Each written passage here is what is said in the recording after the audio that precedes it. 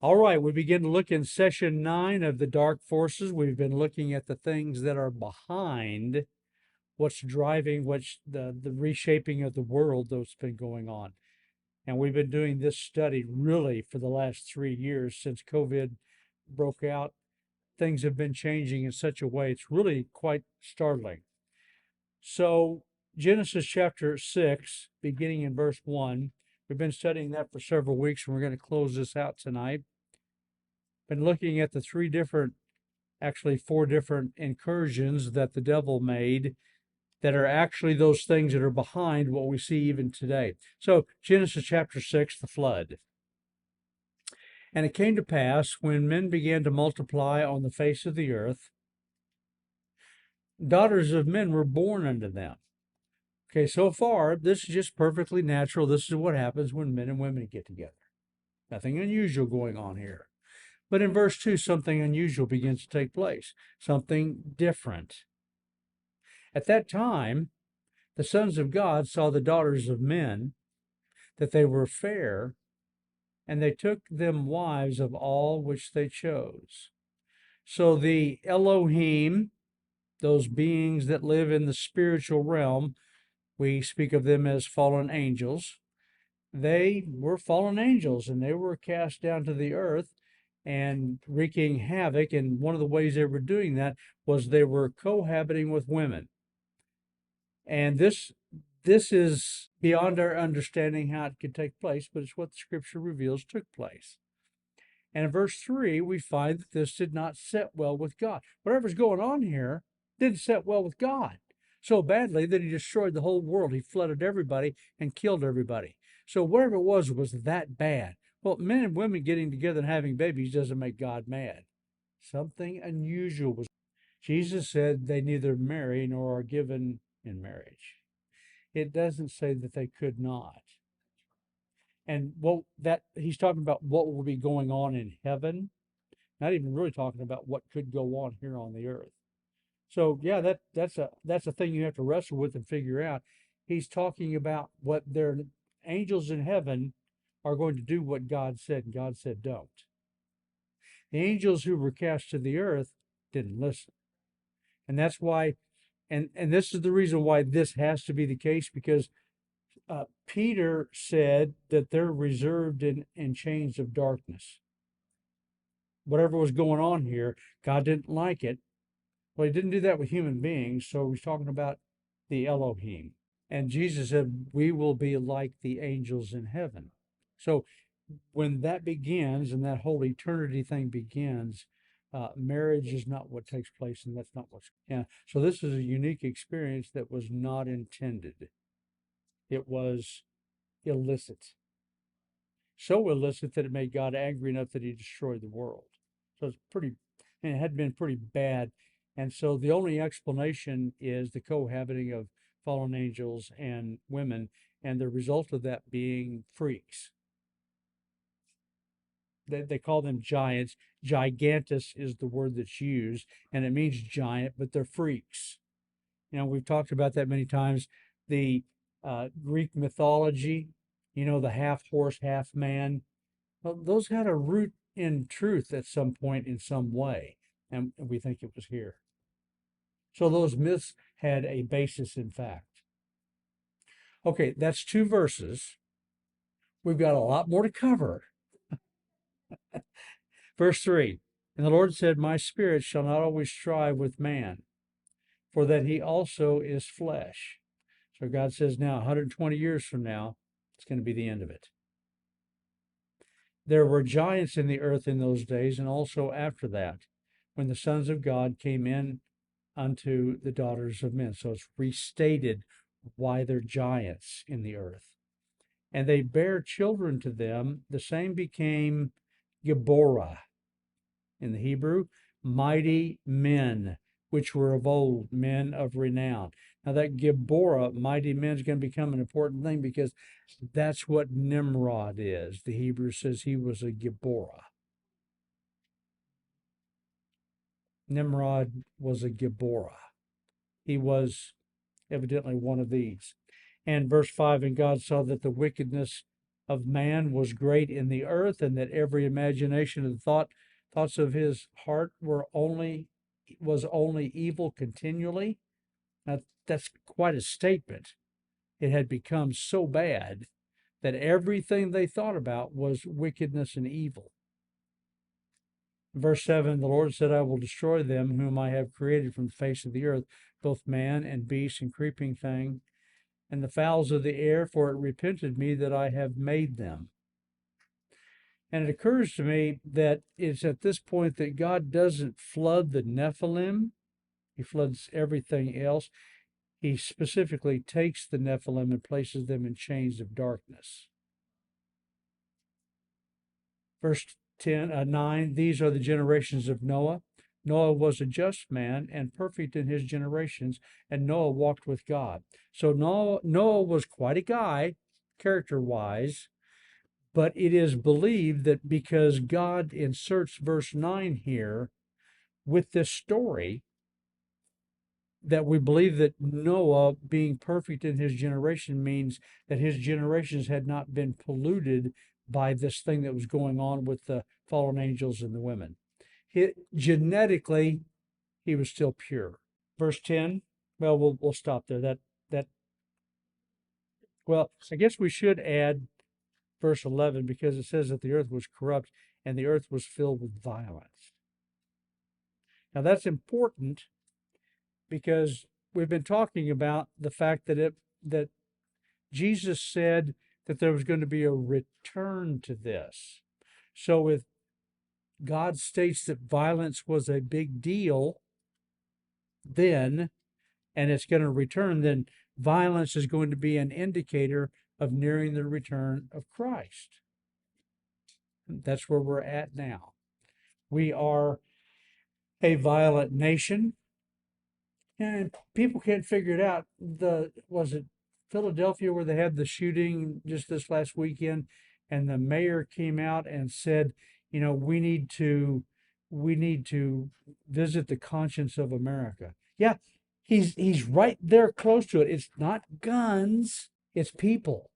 We have returned to this kind of violence, and that's the reason why, while there's so much going on with the state shaping things up to take children from their families, California, I told you last week, I think that California had moved forward a law that if parents did not affirm a child who wanted to transition, that the parents could have their rights taken away. The next thing that's coming on the world scene is the next pandemic.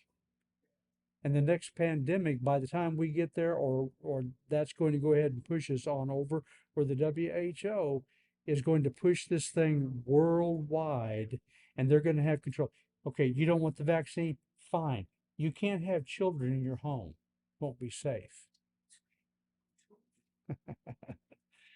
It's really pretty scary. We would have thought this would have taken much longer to shape up, but it's shaping up much quicker than we thought.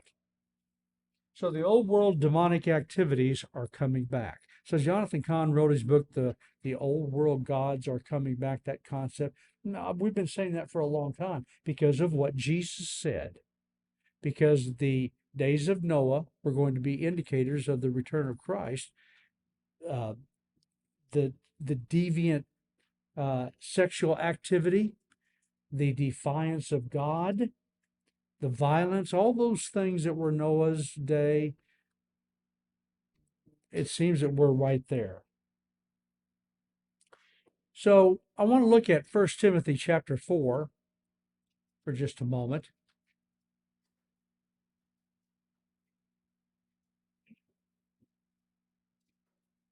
1 Timothy chapter 4, and what verse was it? Verse 1.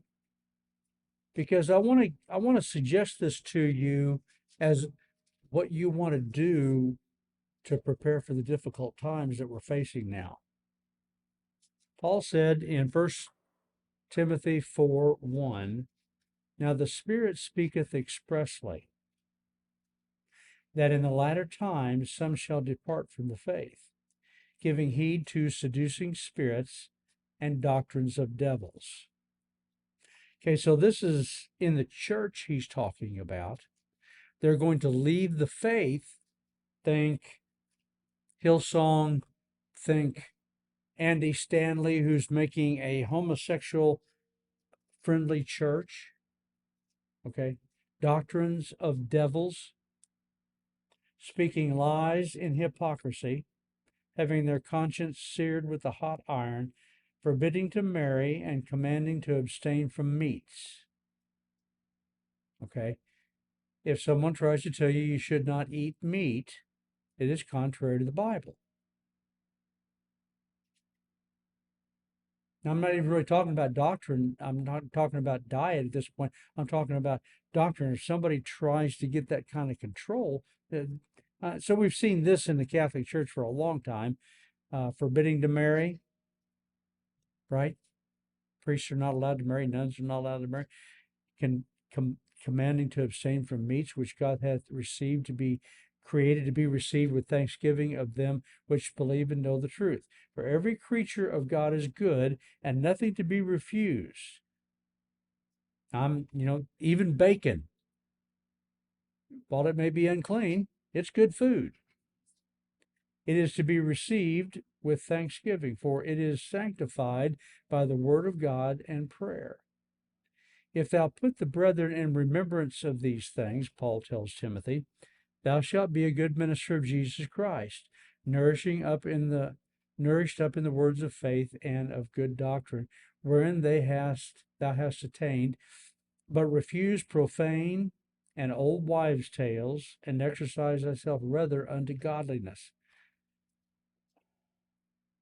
For bodily exercise profiteth little, but godliness is profitable unto all things, having promise of the life that now is, and of that which is to come.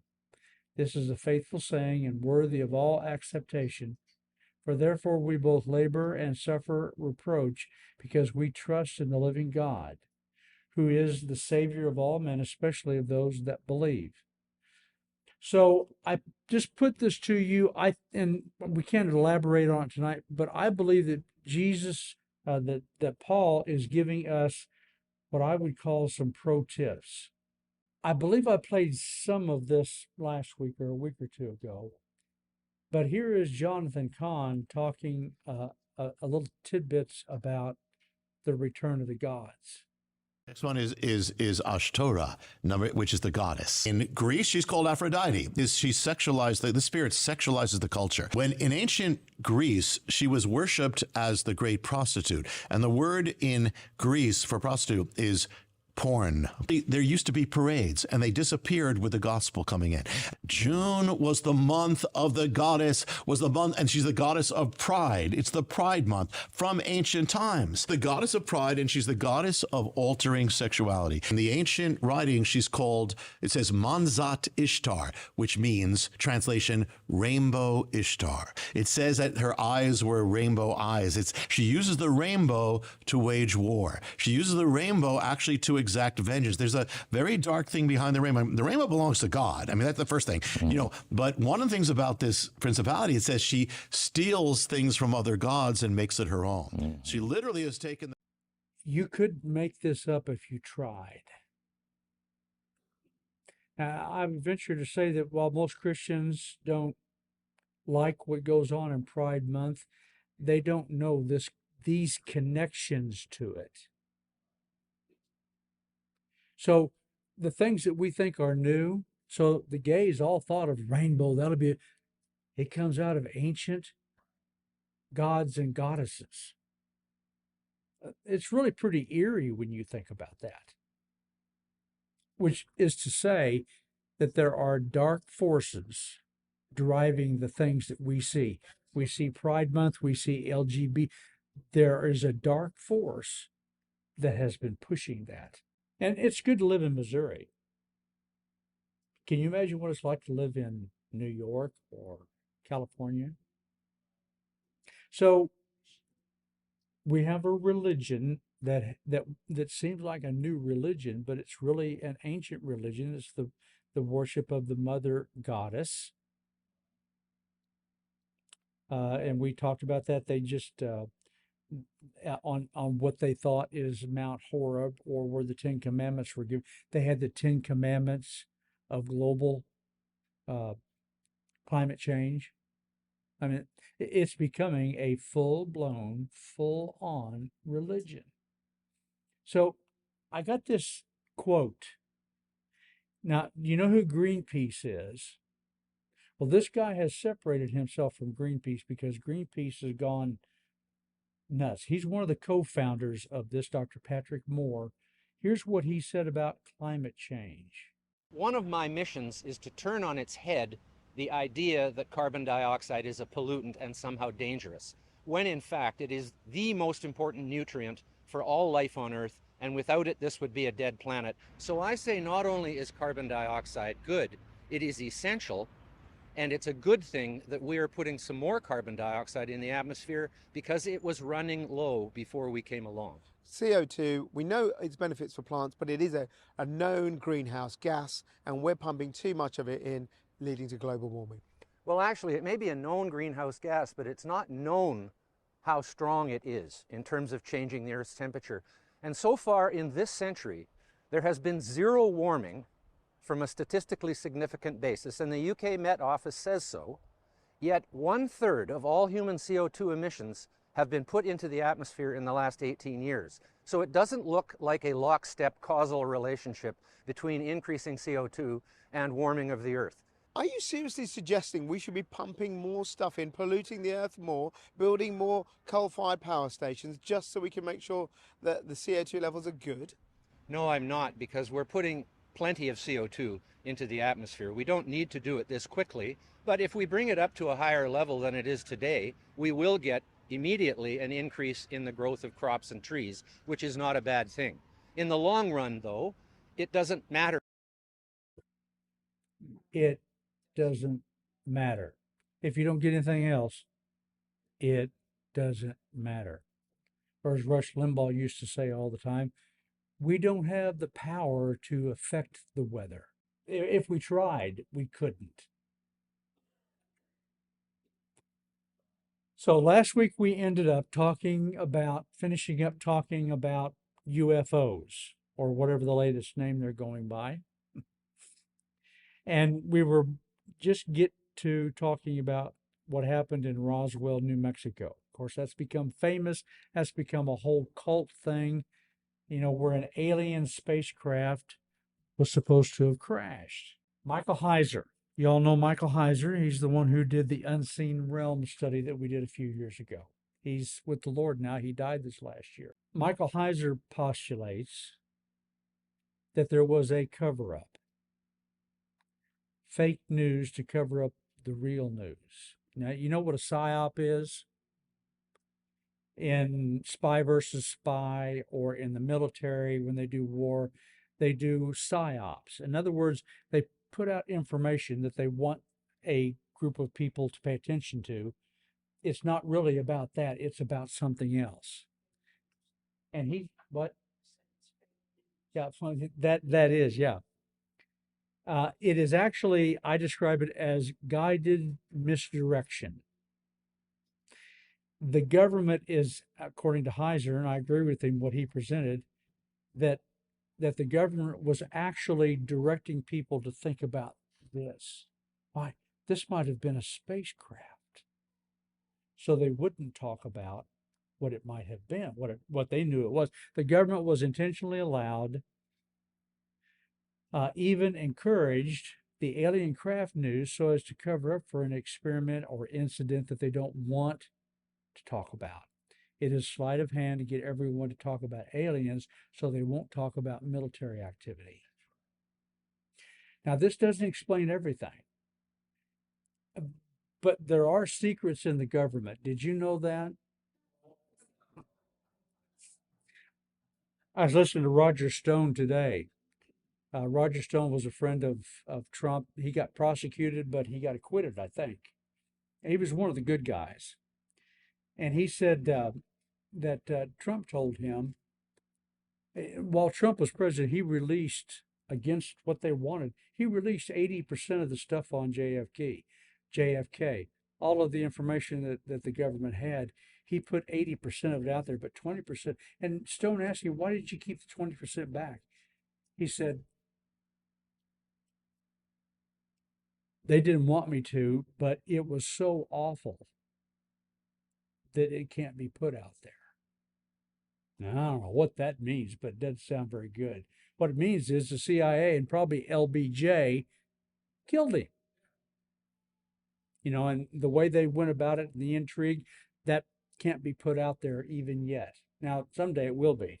My point is simple. There are secrets that the government keeps. And the government, you can't believe spy versus spy. The detailed craziness they go to in misdirecting people's thinking. They even do it when they don't have to, just to practice, I guess. Heiser has noted, I find this interesting, that many of the names that were cited in the congressional hearing on MK Ultra also showed up later. So, do you know what MK Ultra was?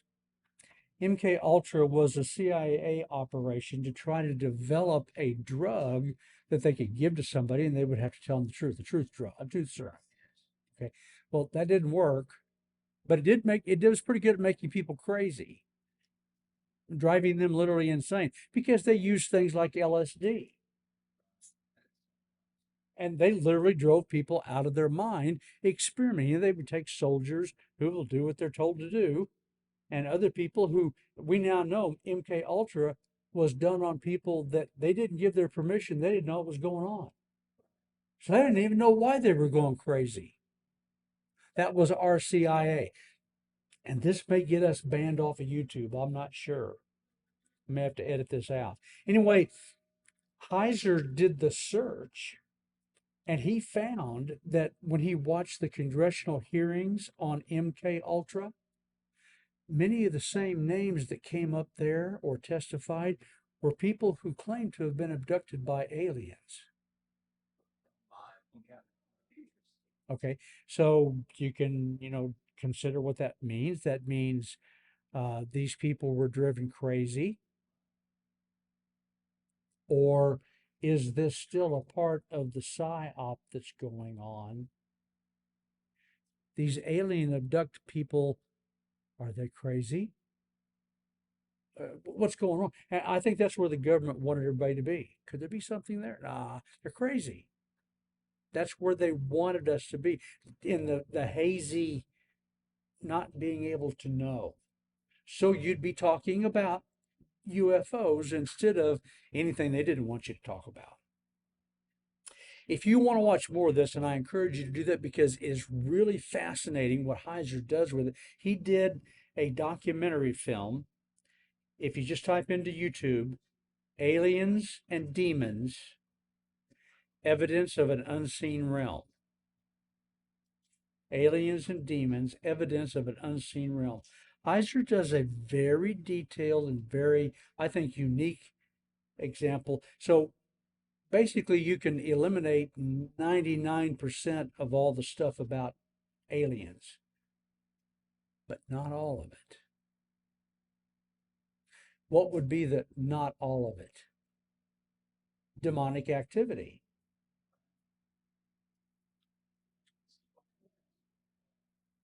So we've been looking at this second attack, first attack in the Garden of Eden, second attack or incursion in Genesis chapter 6. And I just put 4 of the developing technologies we've got going on because I couldn't include more in the graphic. So we've got robotics that's being developed. They're developing robots. I'll let you research it. We've talked about it some. Genetic manipulation. So it's only been since the 50s that we've actually known much about that there was genetics, that it was even a thing. And then in the 60s, we began the process, late 60s, began the process, I think it was, to begin to map the genome. And it really got underway in the 80s. And we began to map the genome, and we've pretty well done that now. And along with that, they have figured out, this is amazing. Not only can they manipulate things genetically, they can go back into a mother's womb early on while the baby is just beginning to be developed, and they can switch things on and off genetically. I would suggest to you that at least one application would that be when the baby is born, it's an it. It's not a him or her. So we eliminate the whole discussion. And then we've got nanotechnology, and I still haven't figured out whether this is actually a thing because it's so off the charts, I can't even accept it. Now, there'll be some of you who are going to try to argue with me. Oh, yeah, yeah, yeah, yeah, yeah. Now,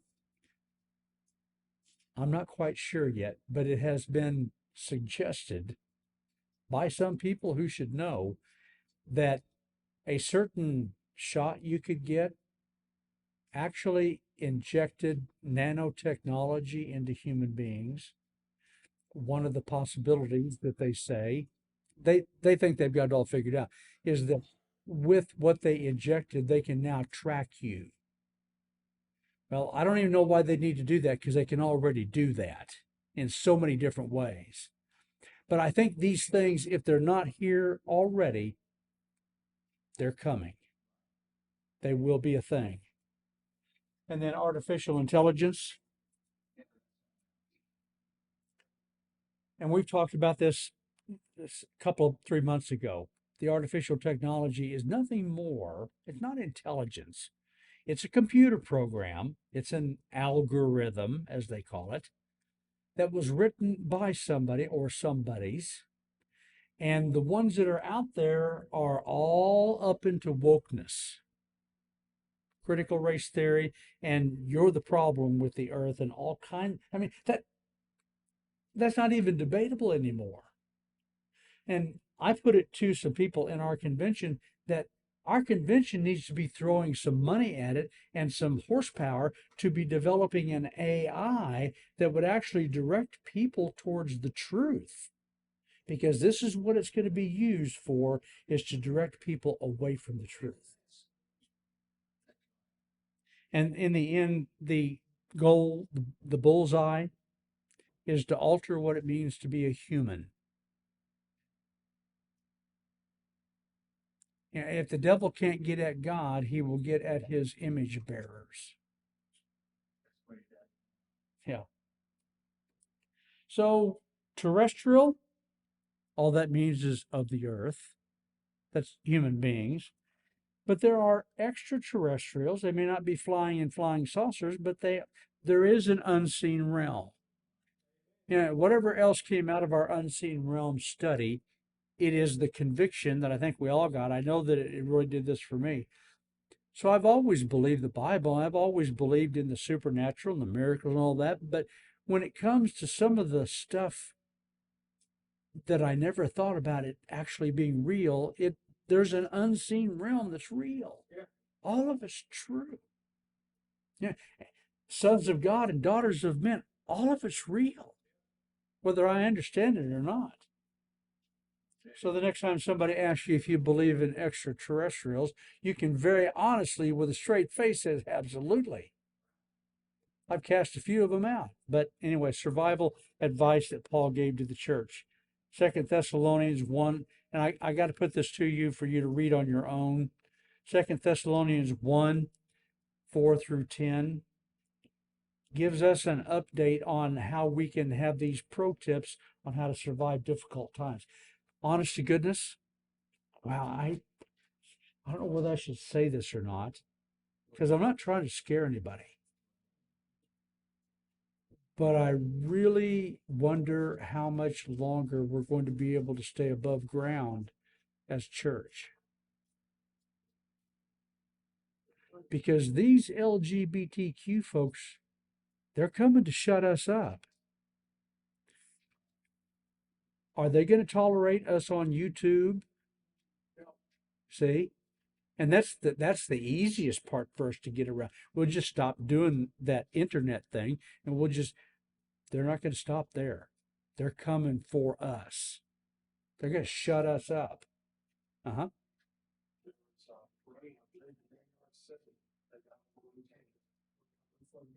Yep. Yep. You know, And the LGBT community, some of the folks kind of came out and said, oh, we didn't want them to say that. That's not true, because they know that's not quite accepted yet. But that is where it's going. So, as we come to a conclusion tonight, we come to Genesis chapter 11, the third rebellion, or the third incursion, the third attempt to control humanity, Nimrod and the Tower of Babel. And so let's just look at Genesis chapter 10. So we find in verse 8 that Cush begat Nimrod. Okay, so all the people that came through the flood, Noah and those 8, they're still alive at this point. And so the whole earth at this point, they all have the flood still firmly in their mind. They understand about God and about judgment. This guy comes along, begat of Cush. His name was Nimrod. Look what it says. And he began, now that's interesting. He began to be a mighty one in the earth. Yeah. Why all of a sudden did he begin? Exactly. So in Genesis chapter 6, sons of God, daughter of men, freaks are born. But perhaps they have figured out how to do it a different way and make a Gibora, a mighty man, in a different fashion. I don't know. I'm just speculating at this point. Stayed that way because of difference or something. Something's going on. So he began to be a mighty one in the earth, and he was a mighty hunter before the Lord. And that word before there, interestingly, in the Hebrew, means against. Before, but it's an opposition. Who else do we know that's going to be in opposition to Christ and anti-Christ? Nimrod is the quintessential illustration type of the antichrist. And so he was a hunter. And we haven't got time to go into it now, but he began to be a hunter of men. A hunter of men. No. And we'll connect this up next week because our time is gone. But he began to be a hunter of men. And over in Revelation chapter 18, there's been something that's always made me, what is this going on here? So the Babylon is destroyed in chapter 18. And the merchants of the earth freak out, just go crazy. And then it lists all the things that they're no longer going to be able to merchandise in. And one of the last ones that's mentioned is they merchandise in the souls of men. But how do you do that? I think they began to figure some things out back at the Tower of Babel. You know, they built this tower. Speculation about what they were doing with that tower. And well, been told about the ziggurats, that is getting up as high in the atmosphere so you can see the stars better. And there may have been that going on. There's been speculation that they were building some high places so if the Lord ever destroyed the world by a flood again, he couldn't reach them. I don't think there's much to that. I think they were building places in such a fashion, in such a way that they could integrate with the unseen realm. But we'll talk more about that next time. And there is a lot to talk about it because these things, and the reason we're looking at all this is because these are precursors. They are pictures of what's coming back and what we're seeing shape up now. And, who of us is there anybody here who has not prayed lately? Something to the effect, how long, O Lord? How long? So we have not been appointed to wrath. So we're not going to see the Antichrist have the wrath of God come on him.